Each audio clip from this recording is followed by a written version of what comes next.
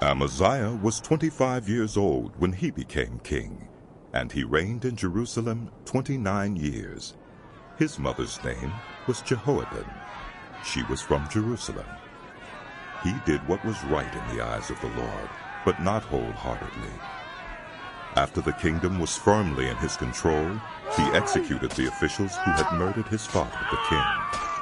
Yet he did not put their children to death, but acted in accordance with what is written in the law in the book of Moses, where the Lord commanded. Parents shall not be put to death for their children, nor children be put to death for their parents. Each will die for their own sin. Amaziah called the people of Judah together and assigned them according to their families to commanders of thousands and commanders of hundreds for all Judah and Benjamin.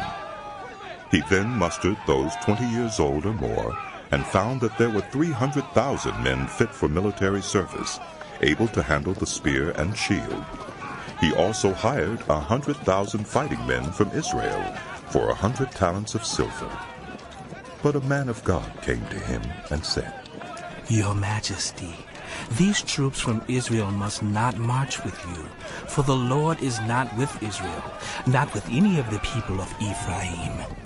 Even if you go and fight courageously in battle, God will overthrow you before the enemy, for God has the power to help or to overthrow. Amaziah asked the man of God, But what about the 100 talents I paid for these Israelite troops? The man of God replied, The Lord can give you much more than that. So Amaziah dismissed the troops who had come to him from Ephraim and sent them home. They were furious with Judah and left for home in a great rage. Amaziah then marshaled his strength and led his army to the Valley of Salt, where he killed 10,000 men of Seir. The army of Judah also captured 10,000 men alive, took them to the top of a cliff, and threw them down so that all were dashed to pieces.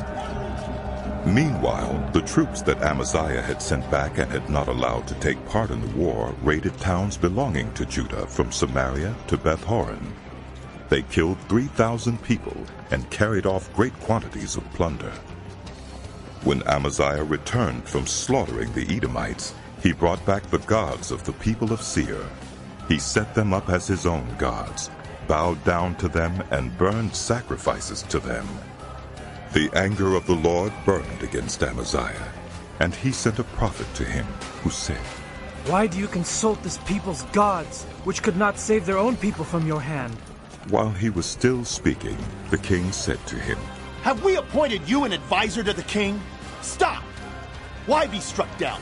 So the prophet stopped, but said, I know that God has determined to destroy you, because you have done this and have not listened to my counsel. After Amaziah, king of Judah, consulted his advisers, he sent this challenge to Jehoash, son of Jehoahaz, the son of Jehu, king of Israel. Come, let us face each other in battle. But Jehoash, king of Israel, replied to Amaziah, king of Judah, A thistle in Lebanon sent a message to a cedar in Lebanon. Give your daughter to my son in marriage. Then a wild beast in Lebanon came along and trampled the thistle underfoot. You say to yourself that you have defeated Edom, and now you are arrogant and proud. But stay at home. Why ask for trouble and cause your own downfall, and that of Judah also? Amaziah, however, would not listen, for God so worked that he might deliver them into the hands of Jehoash, because they sought the gods of Edom. So Jehoash, king of Israel, attacked. He and Amaziah, king of Judah, faced each other at Beth-shemesh in Judah. Judah was routed by Israel, and every man fled to his home. Jehoash, king of Israel, captured Amaziah, king of Judah, the son of Joash, the son of Ahaziah, at Beth-shemesh. Then Jehoash brought him to Jerusalem, and broke down the wall of Jerusalem from the Ephraim gate to the corner gate, a section about 400 cubits long. He took all the gold and silver and all the articles found in the temple of God that had been in the care of Obed-Edom, together with the palace treasures and the hostages, and returned to Samaria. Amaziah, son of Joash, king of Judah, lived for 15 years after the death of Jehoash, son of Jehoahaz, king of Israel. As for the other events of Amaziah's reign, from beginning to end, are they not written in the book of the kings of Judah and Israel? From the time that Amaziah turned away from following the Lord, they conspired against him in Jerusalem, and he fled to Lachish. But they sent men after him to Lachish and killed him there. He was brought back by horse and was buried with his ancestors in the city of Judah. Then all the people of Judah took Uzziah, who was 16 years old, and made him king in place of his father Amaziah. He was the one who rebuilt Elath and restored it to Judah after Amaziah rested with his ancestors. Uzziah was 16 years old when he became king, and he reigned in Jerusalem 52 years. His mother's name was Jechaliah. She was from Jerusalem. He did what was right in the eyes of the Lord, just as his father Amaziah had done. He sought God during the days of Zechariah, who instructed him in the fear of God. As long as he sought the Lord, God gave him success. He went to war against the Philistines and broke down the walls of Gath, Jabneh, and Ashdod. He then rebuilt towns near Ashdod and elsewhere among the Philistines. God helped him against the Philistines and against the Arabs who lived in Gur-baal, and against the Meunites. The Ammonites brought tribute to Uzziah, and his fame spread as far as the border of Egypt, because he had become very powerful. Uzziah built towers in Jerusalem at the corner gate, at the valley gate, and at the angle of the wall, and he fortified them. He also built towers in the wilderness, and dug many cisterns, because he had much livestock in the foothills and in the plain. He had people working his fields and vineyards in the hills and in the fertile lands, for he loved the soil. Uzziah had a well-trained army, ready to go out by divisions according to their numbers, as mustered by Jeiel, the secretary, and Maaseiah, the officer under the direction of Hananiah, one of the royal officials. The total number of family leaders over the fighting men were 2,600. Under their command was an army of 307,500 men, trained for war, a powerful force to support the king against his enemies. Uzziah provided shields, spears, helmets, coats of armor, bows, and slingstones for the entire army. In Jerusalem he made devices invented for use on the towers and on the corner defenses, so that soldiers could shoot arrows and hurl large stones from the walls. His fame spread far and wide, for he was greatly helped until he became powerful. But after Uzziah became powerful, his pride led to his downfall. He was unfaithful to the Lord his God, and entered the temple of the Lord to burn incense on the altar of incense. Azariah the priest, with 80 other courageous priests of the Lord, followed him in. They confronted King Uzziah and said, "It is not right for you, Uzziah, to burn incense to the Lord. That is for the priests, the descendants of Aaron, who have been consecrated to burn incense. Leave the sanctuary, for you have been unfaithful, and you will not be honored by the Lord God." Uzziah, who had a censer in his hand ready to burn incense, became angry. While he was raging at the priests in their presence before the incense altar in the Lord's temple, leprosy broke out on his forehead. When Azariah the chief priest and all the other priests looked at him, they saw that he had leprosy on his forehead, so they hurried him out. Indeed, he himself was eager to leave, because the Lord had afflicted him. King Uzziah had leprosy until the day he died. He lived in a separate house, leprous and banned from the temple of the Lord. Jotham, his son, had charge of the palace and governed the people of the land. The other events of Uzziah's reign from beginning to end are recorded by the prophet Isaiah, son of Amos. Uzziah rested with his ancestors and was buried near them in a cemetery that belonged to the kings. for the people said, "He had leprosy." And Jotham his son succeeded him as king. Jotham was 25 years old when he became king, and he reigned in Jerusalem 16 years. His mother's name was Jerusha, daughter of Zadok.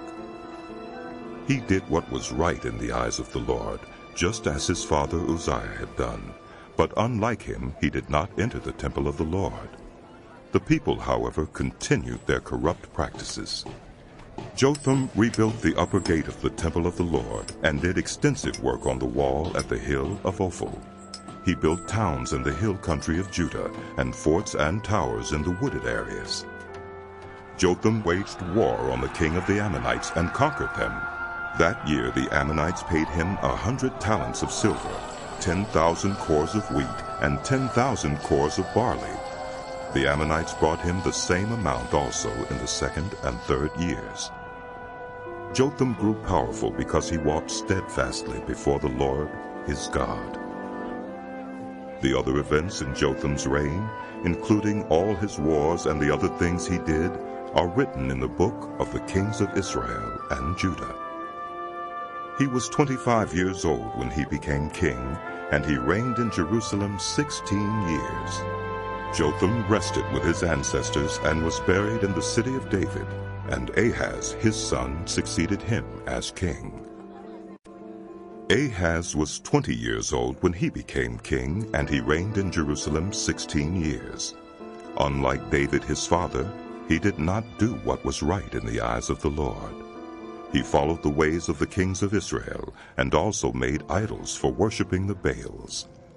He burned sacrifices in the valley of Ben-Hinnom, and sacrificed his children in the fire, engaging in the detestable practices of the nations the Lord had driven out before the Israelites. He offered sacrifices and burned incense at the high places, on the hilltops and under every spreading tree. Therefore the Lord his God delivered him into the hands of the king of Aram. The Arameans defeated him and took many of his people as prisoners and brought them to Damascus. He was also given into the hands of the king of Israel, who inflicted heavy casualties on him. In one day, Pekah, son of Remaliah, killed 120,000 soldiers in Judah, because Judah had forsaken the Lord, the God of their ancestors. Zichri, an Ephraimite warrior, killed Maaseiah, the king's son, Azrikam, the officer in charge of the palace, and Elkanah, second to the king.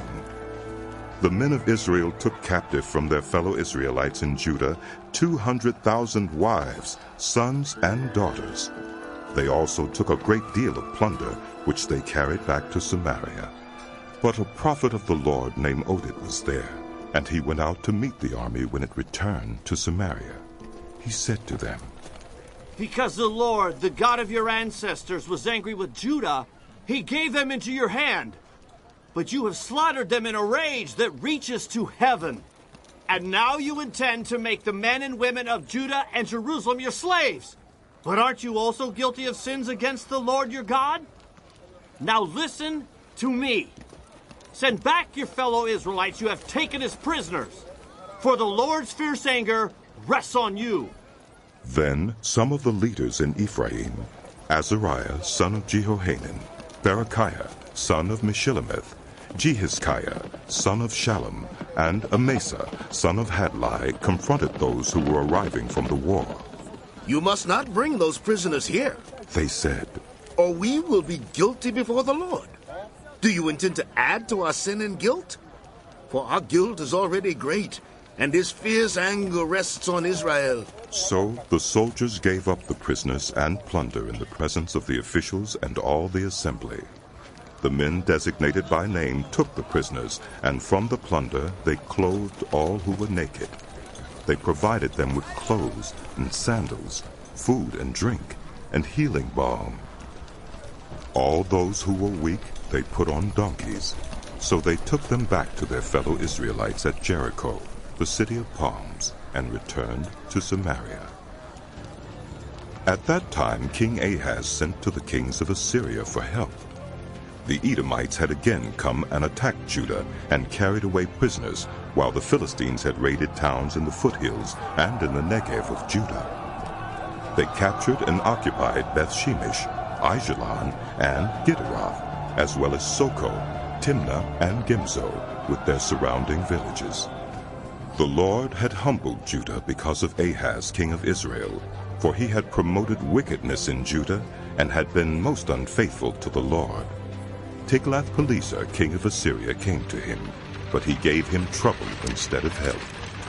Ahaz took some of the things from the temple of the Lord, and from the royal palace, and from the officials, and presented them to the king of Assyria. But that did not help him. In his time of trouble, King Ahaz became even more unfaithful to the Lord. He offered sacrifices to the gods of Damascus, who had defeated him, for he thought, "Since the gods of the kings of Aram have helped them, I will sacrifice to them so they will help me." But they were his downfall, and the downfall of all Israel. Ahaz gathered together the furnishings from the temple of God, and cut them in pieces. He shut the doors of the Lord's temple, and set up altars at every street corner in Jerusalem. In every town in Judah he built high places to burn sacrifices to other gods, and aroused the anger of the Lord, the God of his ancestors. The other events of his reign and all his ways from beginning to end are written in the book of the kings of Judah and Israel. Ahaz rested with his ancestors and was buried in the city of Jerusalem, but he was not placed in the tombs of the kings of Israel. And Hezekiah his son succeeded him as king. Hezekiah was 25 years old when he became king, and he reigned in Jerusalem 29 years. His mother's name was Abijah, daughter of Zechariah. He did what was right in the eyes of the Lord, just as his father David had done. In the first month of the first year of his reign, he opened the doors of the temple of the Lord and repaired them. He brought in the priests and the Levites, assembled them in the square on the east side, and said, "Listen to me, Levites. Consecrate yourselves now and consecrate the temple of the Lord, the God of your ancestors. Remove all defilement from the sanctuary. Our parents were unfaithful. They did evil in the eyes of the Lord our God and forsook him. They turned their faces away from the Lord's dwelling place and turned their backs on him. They also shut the doors of the portico and put out the lamps. They did not burn incense or present any burnt offerings at the sanctuary to the God of Israel. Therefore the anger of the Lord has fallen on Judah and Jerusalem. He has made them an object of dread and horror and scorn, as you can see with your own eyes. This is why our fathers have fallen by the sword, and why our sons and daughters and our wives are in captivity.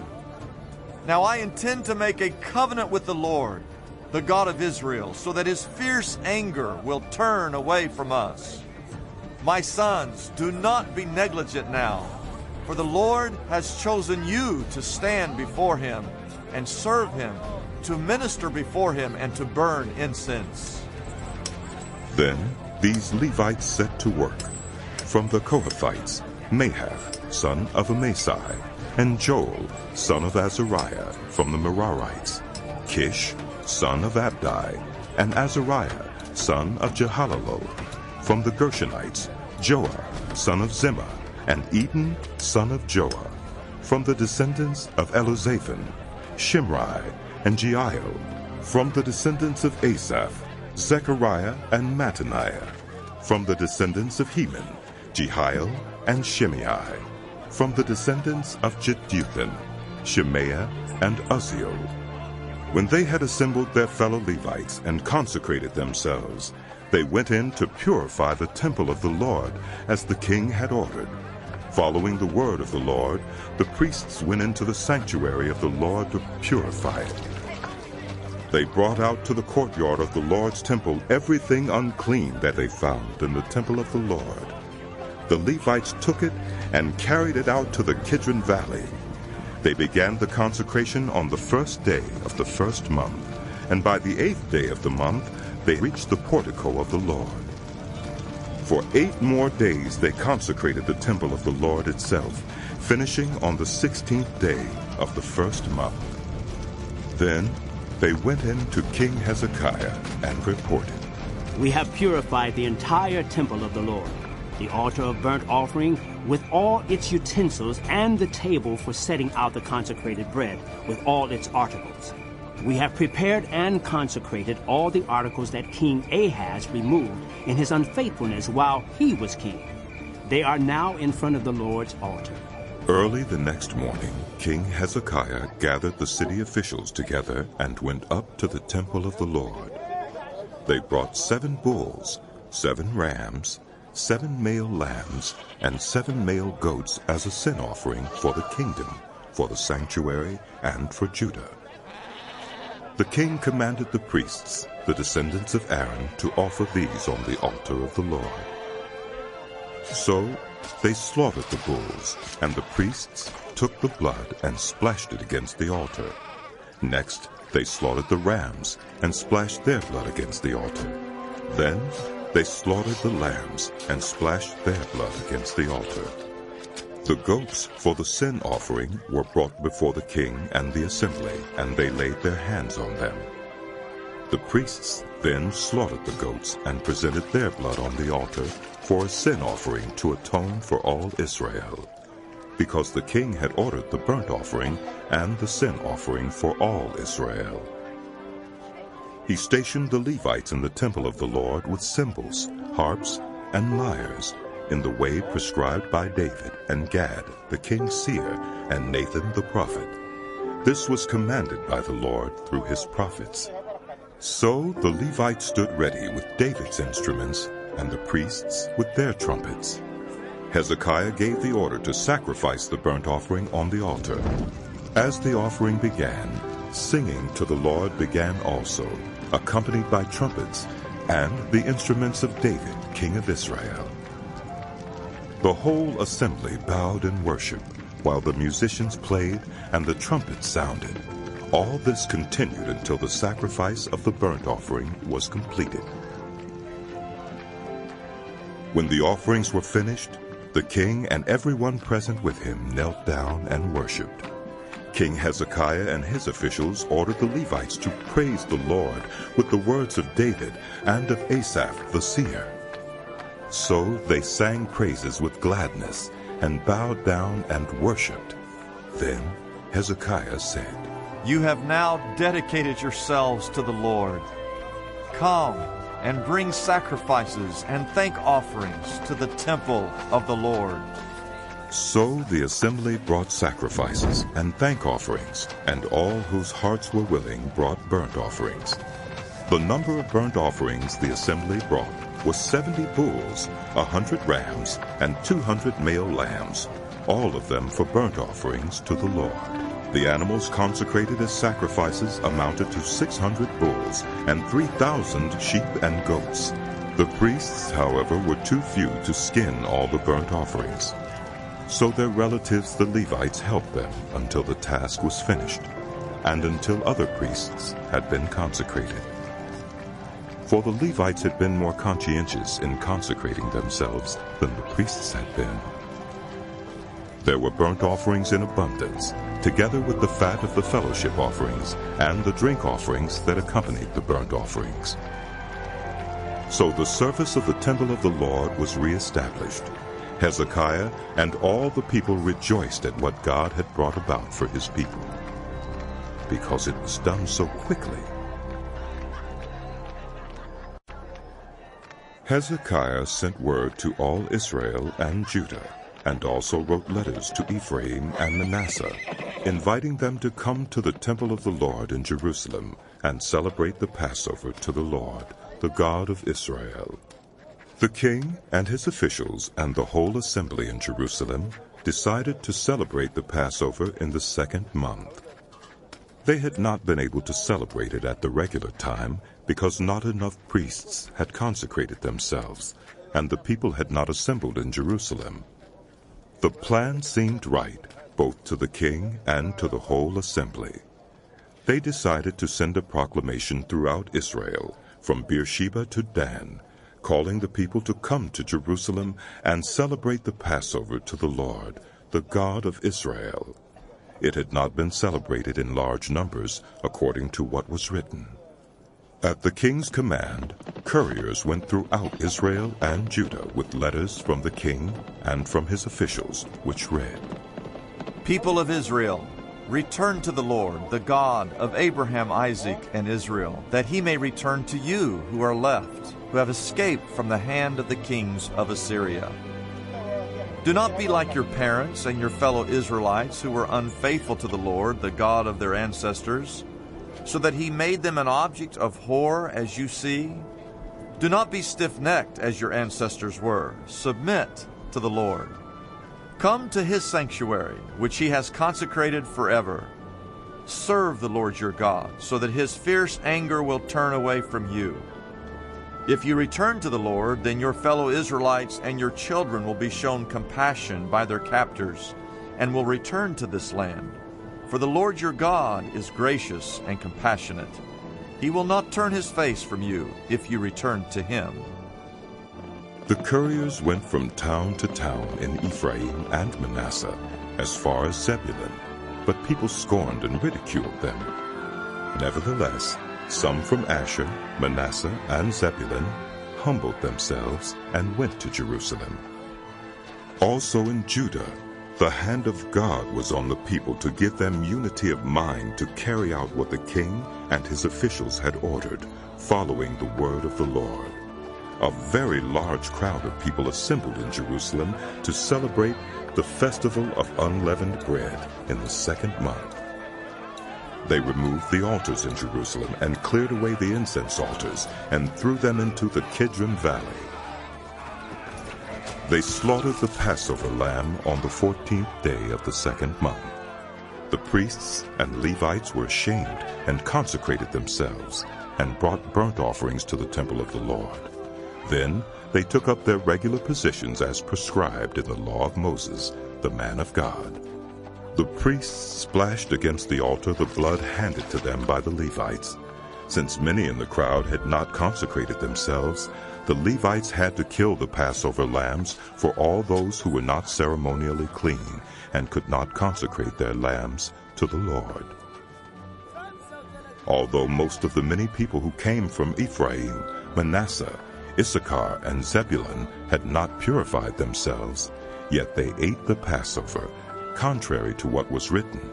But Hezekiah prayed for them, saying, May the Lord, who is good, pardon everyone who sets their heart on seeking God, the Lord, the God of their ancestors, even if they are not clean according to the rules of the sanctuary. And the Lord heard Hezekiah and healed the people. The Israelites who were present in Jerusalem celebrated the festival of unleavened bread for 7 days with great rejoicing, while the Levites and priests praised the Lord every day with resounding instruments dedicated to the Lord. Hezekiah spoke encouragingly to all the Levites who showed good understanding of the service of the Lord. For the 7 days they ate their assigned portion and offered fellowship offerings and praised the Lord, the God of their ancestors. The whole assembly then agreed to celebrate the festival 7 more days.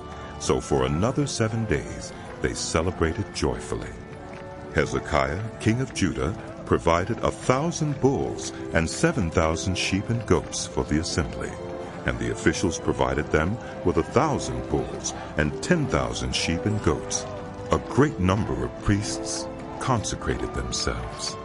The entire assembly of Judah rejoiced, along with the priests and Levites and all who had assembled from Israel, including the foreigners who had come from Israel and also those who resided in Judah. There was great joy in Jerusalem, for since the days of Solomon, son of David, king of Israel, there had been nothing like this in Jerusalem. The priests and the Levites stood to bless the people, and God heard them, for their prayer reached heaven, his holy dwelling place.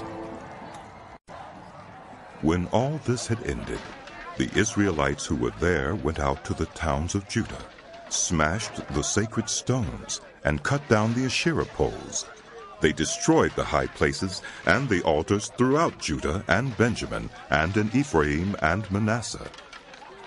After they had destroyed all of them, the Israelites returned to their own towns and to their own property.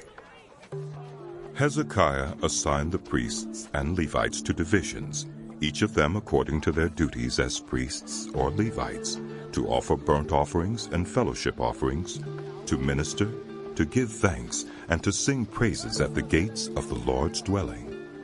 The king contributed from his own possessions for the morning and evening burnt offerings, and for the burnt offerings on the Sabbaths, at the new moons, and at the appointed festivals, as written in the law of the Lord. He ordered the people living in Jerusalem to give the portion due the priests and Levites, so they could devote themselves to the law of the Lord. As soon as the order went out, the Israelites generously gave the first fruits of their grain, new wine, olive oil, and honey, and all that the fields produced. They brought a great amount, a tithe of everything. The people of Israel and Judah who lived in the towns of Judah also brought a tithe of their herds and flocks, and a tithe of the holy things dedicated to the Lord their God. And they piled them in heaps. They began doing this in the 3rd month and finished in the 7th month. When Hezekiah and his officials came and saw the heaps, they praised the Lord and blessed his people, Israel. Hezekiah asked the priests and Levites about the heaps, and Azariah, the chief priest from the family of Zadok, answered, Since the people began to bring their contributions to the temple of the Lord, we have had enough to eat and plenty to spare, because the Lord has blessed his people, and this great amount is left over. Hezekiah gave orders to prepare storerooms in the temple of the Lord, and this was done. Then they faithfully brought in the contributions, tithes, and dedicated gifts. Conaniah, a Levite, was the overseer in charge of these things, and his brother Shimei was next in rank.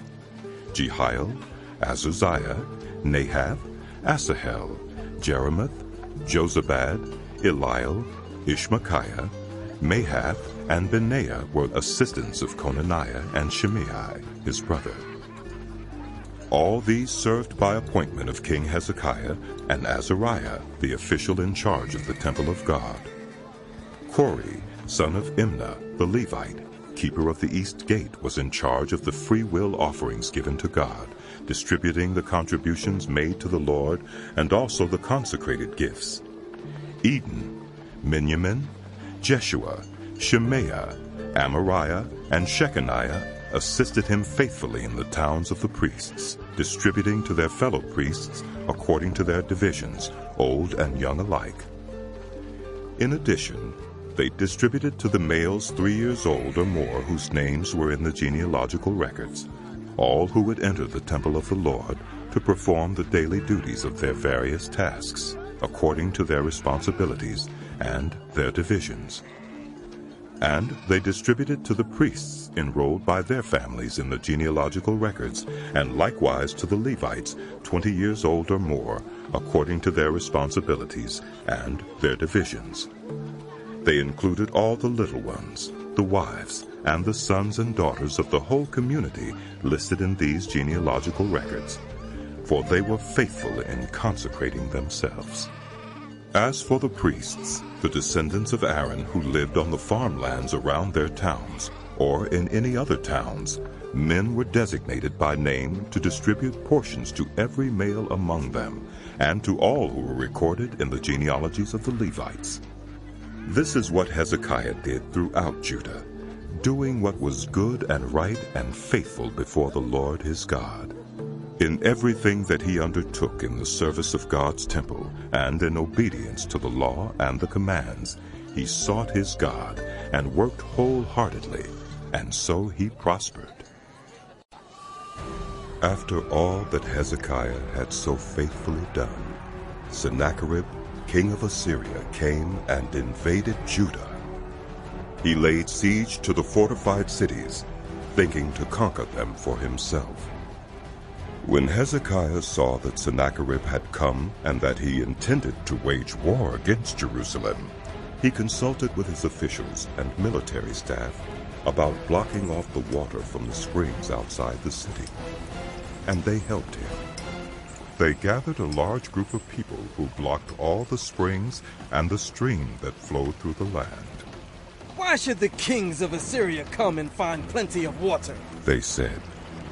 Then he worked hard repairing all the broken sections of the wall and building towers on it. He built another wall outside that one and reinforced the terraces of the city of David. He also made large numbers of weapons and shields. He appointed military officers over the people and assembled them before him in the square at the city gate and encouraged them with these words. Be strong and courageous. Do not be afraid or discouraged because of the king of Assyria and the vast army with him, for there is a greater power with us than with him. With him is only the arm of flesh, but with us is the Lord our God to help us and to fight our battles. And the people gained confidence from what Hezekiah, the king of Judah, said. Later, when Sennacherib, king of Assyria, and all his forces were laying siege to Lachish, he sent his officers to Jerusalem with this message for Hezekiah, king of Judah, and for all the people of Judah who were there. This is what Sennacherib, king of Assyria, says. On what are you basing your confidence that you remain in Jerusalem under siege?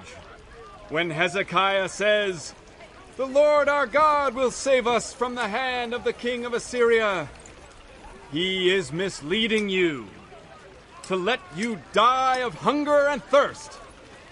Did not Hezekiah himself remove this God's high places and altars, saying to Judah and Jerusalem, you must worship before one altar and burn sacrifices on it? Do you not know what I and my predecessors have done to all the peoples of the other lands? Were the gods of those nations ever able to deliver their land from my hand? Who of all the gods of these nations that my predecessors destroyed has been able to save his people from me? How then can your God deliver you from my hand? Now, do not let Hezekiah deceive you and mislead you like this. Do not believe him. For no God of any nation or kingdom has been able to deliver his people from my hand, or the hand of my predecessors. How much less will your God deliver you from my hand? Sennacherib's officers spoke further against the Lord God and against his servant Hezekiah. The king also wrote letters ridiculing the Lord, the God of Israel, and saying this against him. Just as the gods of the peoples of the other lands did not rescue their people from my hand, so the God of Hezekiah will not rescue his people from my hand. Then they called out in Hebrew to the people of Jerusalem who were on the wall to terrify them and make them afraid in order to capture the city. They spoke about the God of Jerusalem as they did about the gods of the other peoples of the world, the work of human hands. King Hezekiah and the prophet Isaiah, son of Amos, cried out in prayer to heaven about this. And the Lord sent an angel who annihilated all the fighting men and the commanders and officers in the camp of the Assyrian king. So he withdrew to his own land in disgrace. And when he went into the temple of his God, some of his sons, his own flesh and blood, cut him down with the sword. So the Lord saved Hezekiah and the people of Jerusalem from the hands of Sennacherib, king of Assyria, and from the hand of all others. He took care of them on every side. Many brought offerings to Jerusalem for the Lord, and valuable gifts for Hezekiah, king of Judah. From then on he was highly regarded by all the nations. In those days Hezekiah became ill, and was at the point of death. He prayed to the Lord, who answered him and gave him a miraculous sign. But Hezekiah's heart was proud, and he did not respond to the kindness shown him. Therefore the Lord's wrath was on him, and on Judah and Jerusalem. Then Hezekiah repented of the pride of his heart, as did the people of Jerusalem. Therefore the Lord's wrath did not come on them during the days of Hezekiah. Hezekiah had very great wealth and honor, and he made treasuries for his silver and gold, and for his precious stones, spices, shields, and all kinds of valuables. He also made buildings to store the harvest of grain, new wine, and olive oil. And he made stalls for various kinds of cattle, and pens for the flocks. He built villages and acquired great numbers of flocks and herds, for God had given him very great riches. It was Hezekiah who blocked the upper outlet of the Gihon spring and channeled the water down to the west side of the city of David. He succeeded in everything he undertook. But when envoys were sent by the rulers of Babylon to ask him about the miraculous sign that had occurred in the land, God left him to test him and to know everything that was in his heart. The other events of Hezekiah's reign and his acts of devotion are written in the vision of the prophet Isaiah, son of Amos, in the book of the kings of Judah and Israel. Hezekiah rested with his ancestors and was buried on the hill where the tombs of David's descendants are. All Judah and the people of Jerusalem honored him when he died, and Manasseh, his son, succeeded him as king. Manasseh was 12 years old when he became king, and he reigned in Jerusalem 55 years. He did evil in the eyes of the Lord, following the detestable practices of the nations the Lord had driven out before the Israelites. He rebuilt the high places his father Hezekiah had demolished. He also erected altars to the Baals and made Asherah poles. He bowed down to all the starry hosts and worshipped them. He built altars in the temple of the Lord, of which the Lord had said, "My name will remain in Jerusalem forever." In both courts of the temple of the Lord, he built altars to all the starry hosts. He sacrificed his children in the fire in the valley of Ben-Hinnom, practiced divination and witchcraft, sought omens, and consulted mediums and spiritists. He did much evil in the eyes of the Lord, arousing his anger. He took the image he had made and put it in God's temple, of which God had said to David and to his son Solomon, "In this temple and in Jerusalem, which I have chosen out of all the tribes of Israel, I will put my name forever. I will not again make the feet of the Israelites leave the land I assigned to your ancestors, if only they will be careful to do everything I commanded them concerning all the laws, decrees, and regulations given through Moses." But Manasseh led Judah and the people of Jerusalem astray, so that they did more evil than the nations the Lord had destroyed before the Israelites. The Lord spoke to Manasseh and his people, but they paid no attention. So the Lord brought against them the army commanders of the king of Assyria, who took Manasseh prisoner, put a hook in his nose, bound him with bronze shackles, and took him to Babylon. In his distress, he sought the favor of the Lord his God, and humbled himself greatly before the God of his ancestors. And when he prayed to him, the Lord was moved by his entreaty and listened to his plea. So he brought him back to Jerusalem and to his kingdom. Then Manasseh knew that the Lord is God. Afterward, he rebuilt the outer wall of the city of David, west of the Gihon Spring in the valley, as far as the entrance of the Fish Gate, and encircling the hill of Ophel. He also made it much higher. He stationed military commanders in all the fortified cities in Judah. He got rid of the foreign gods and removed the image from the temple of the Lord, as well as all the altars he had built on the temple hill and in Jerusalem.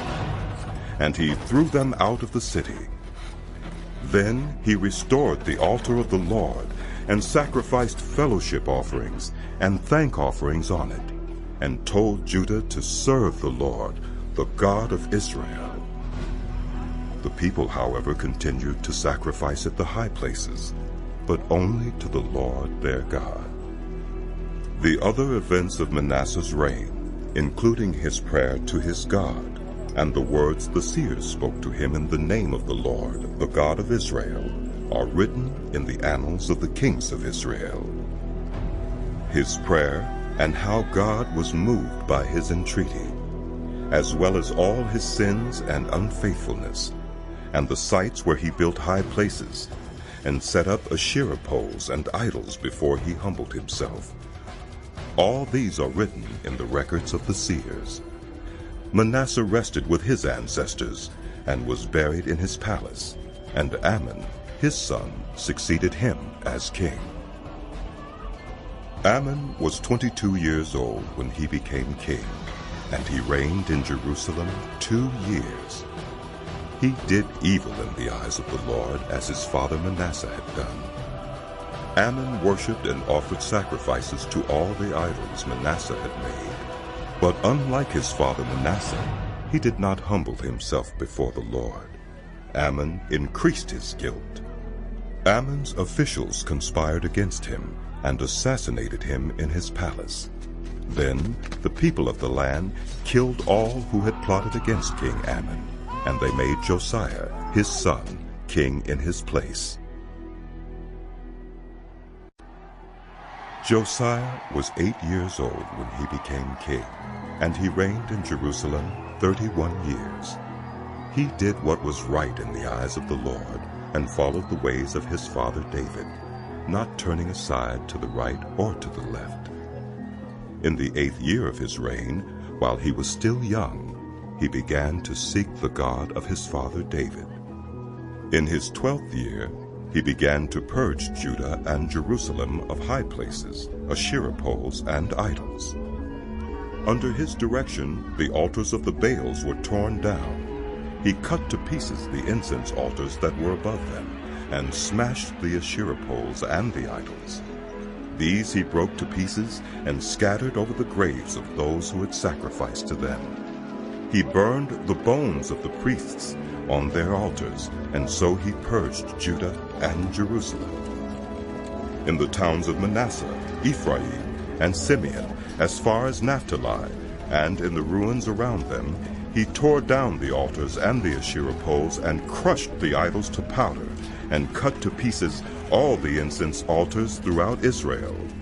Then he went back to Jerusalem.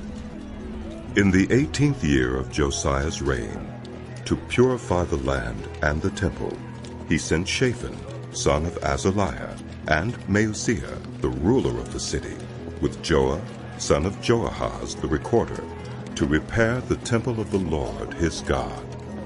They went to Hilkiah the high priest, and gave him the money that had been brought into the temple of God, which the Levites, who were the gatekeepers, had collected from the people of Manasseh, Ephraim, and the entire remnant of Israel, and from all the people of Judah, and Benjamin, and the inhabitants of Jerusalem.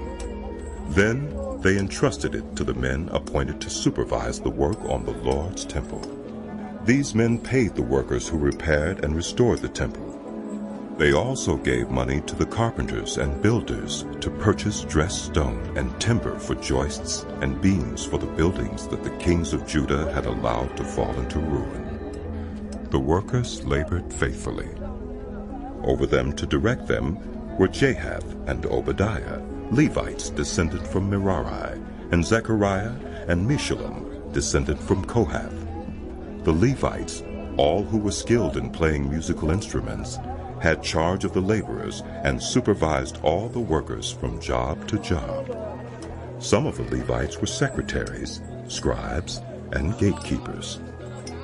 While they were bringing out the money that had been taken into the temple of the Lord, Hilkiah the priest found the book of the law of the Lord that had been given through Moses.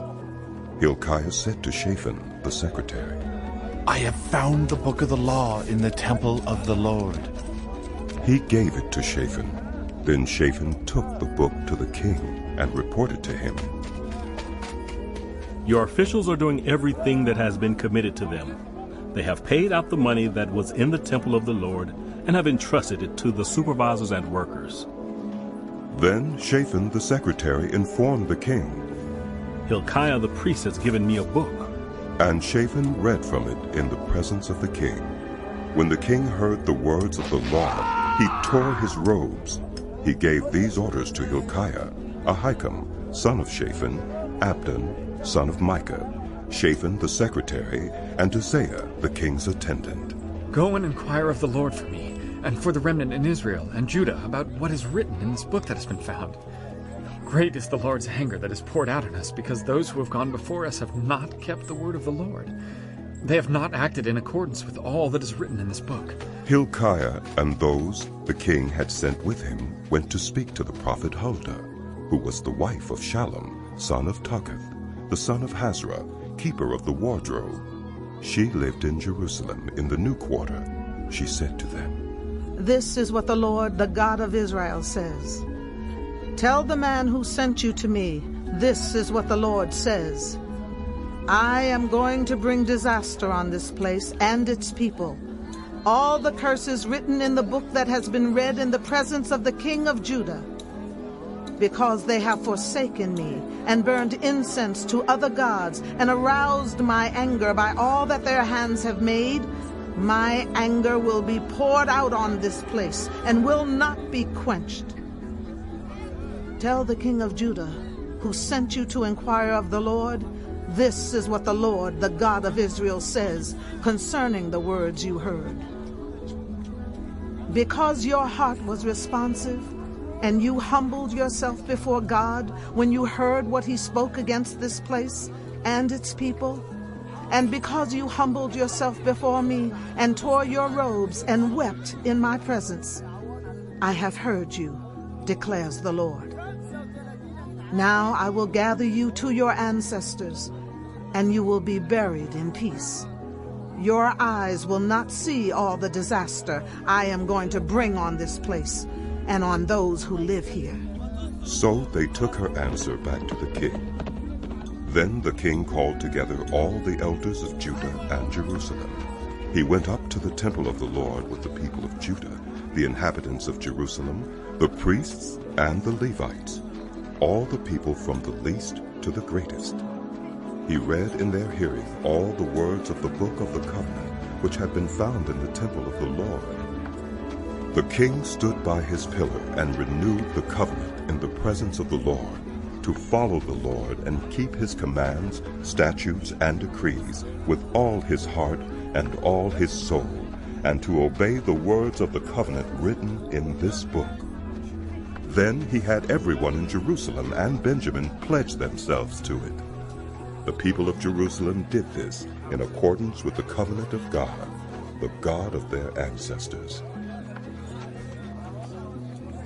Josiah removed all the detestable idols from all the territory belonging to the Israelites, and he had all who were present in Israel serve the Lord their God.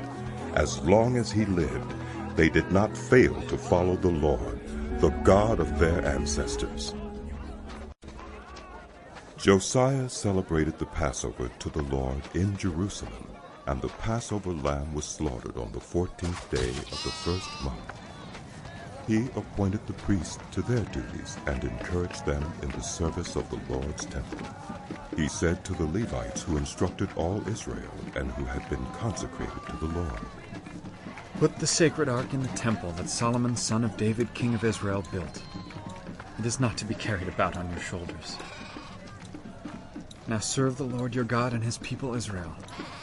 Prepare yourselves by families in your divisions, according to the instructions written by David, king of Israel, and by his son Solomon. Stand in the holy place with a group of Levites for each subdivision of the families of your fellow Israelites, the laypeople. Slaughter the Passover lambs, consecrate yourselves, and prepare the lambs for your fellow Israelites, doing what the Lord commanded through Moses. Josiah provided for all the lay people who were there a total of 30,000 lambs and goats for the Passover offerings, and also 3,000 cattle, all from the king's own possessions. His officials also contributed voluntarily to the people and the priests and Levites. Hilkiah, Zechariah, and Jehiel, the officials in charge of God's temple, gave the priests 2,600 Passover offerings and 300 cattle. Also Conaniah, along with Shemaiah and Nethanel, his brothers, and Hashabiah, Jeiel, and Josabad, the leaders of the Levites, provided 5,000 Passover offerings and 500 head of cattle for the Levites.